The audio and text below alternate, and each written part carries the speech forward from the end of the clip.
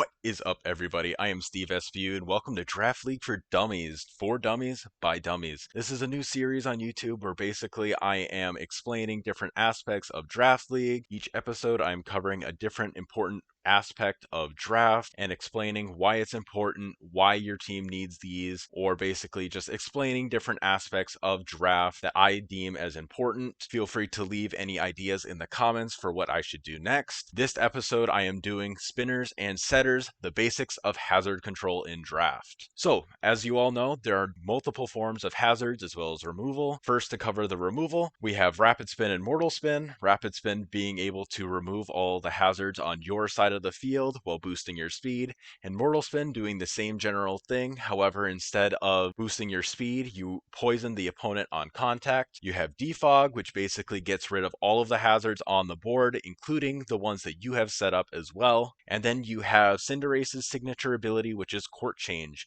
Basically, you swap the hazards on each side of the field, so all of the hazards that you set on the opponent's side, if you use court change, you bring it over to your side, and vice versa. And then we have the different forms of hazards themselves. We have Stealth Rock, which basically does a percentage amount of damage depending on if you are weak to rock or not. Basically, you do only a slight amount of damage. If you resist rock, you do a slightly more percentage if you are neutral to rock, more percentage if you are weak to rock, and then if you are 4 times weak to rock, then 50% of your HP is gone. And then you have spikes and toxic spikes. Spikes basically can be layered into a stack of 3, progressively doing more and more damage upon switch-in. And toxic spikes, 1 layer, you get the poison effect upon switch-in, and 2 layers, you get the toxic effect upon switch-in.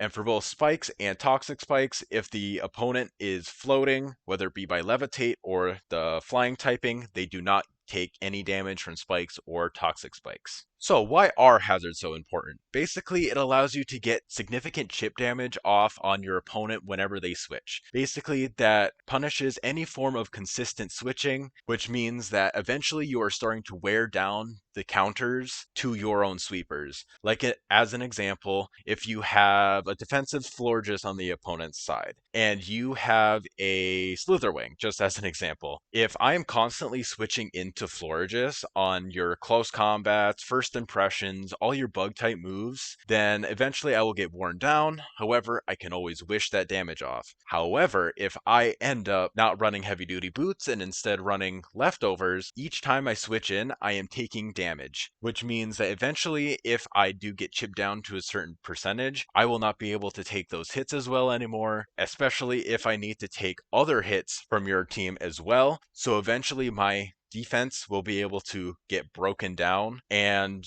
once that mon is gone, then that opens up my team wide open to an offensive assault from your team. And then even on the opposite end of the coin, something like Volcarona, if you're not running heavy duty boots, then you are taking 50% of your HP every time you switch in with Stealth Rock because you are 4 times weak to rock. And at 50% HP, that puts you in really devastating range to most forms of priority moves, such as Aqua Jets or even extreme speeds. So essentially, that means that you are far less dangerous than what you could be if you weren't running heavy duty boots. So forcing those boots onto Volcarona each week means that it can't run stuff like leftovers or even spec sets or choice sets in general. It just puts so much ease on your team building to be able to know exactly what your opponent is going to bring. So what are the things that you want to look for in a setter and a removal? First off, you need to look at how reliable they are at getting off hazards as well as removing them. Pretty much, if they are a super frail mon that doesn't eat hits very well, doesn't switch in very easy, then it probably isn't the best spinner or remover.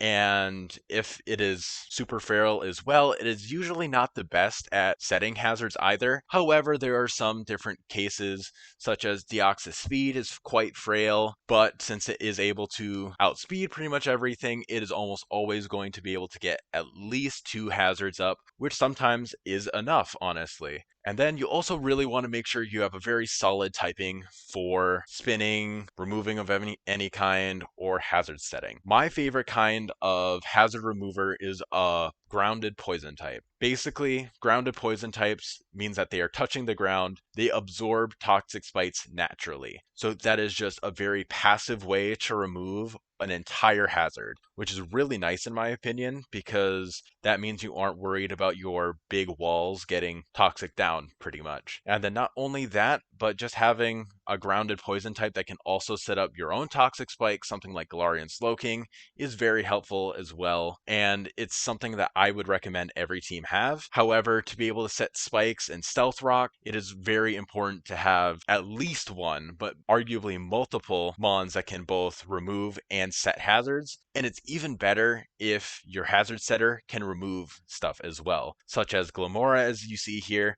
It gets every form of hazard, and not only that, but its ability, being Mortal Spin, sets toxic spikes every time it gets hit by a physical attack. And then not only that, but with its signature ability, Mortal Spin, it can remove hazards as well. So it is very good in the hazard game. However, it is mostly used as a dedicated lead, but with its insane special attack stat, it can just be used as a general solid bond on your team as well. So you can't really fully expect it to be running just a dedicated lead set every single time. However, I would argue that you need to have multiple forms of removal, something like Defog on like a Talonflame, Thunderous Incarnate, any sort of flying type that can run Defog, I suggest that you have, because while yes, you might decide that you want to set hazards a lot, you might not have the opportunity to set hazards every single week, and being able to remove your opponent's hazards is still very important regardless, and your spinner might not be the best into that matchup.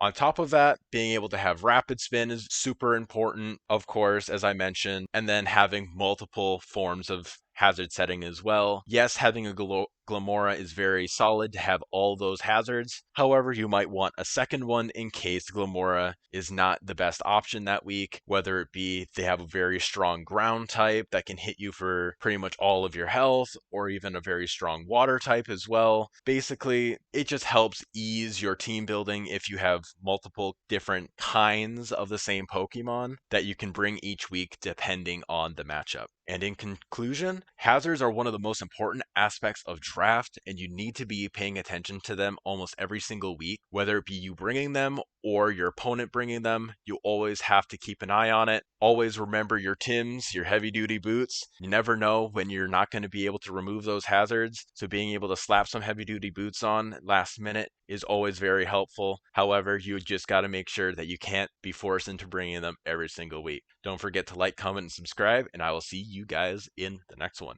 Peace.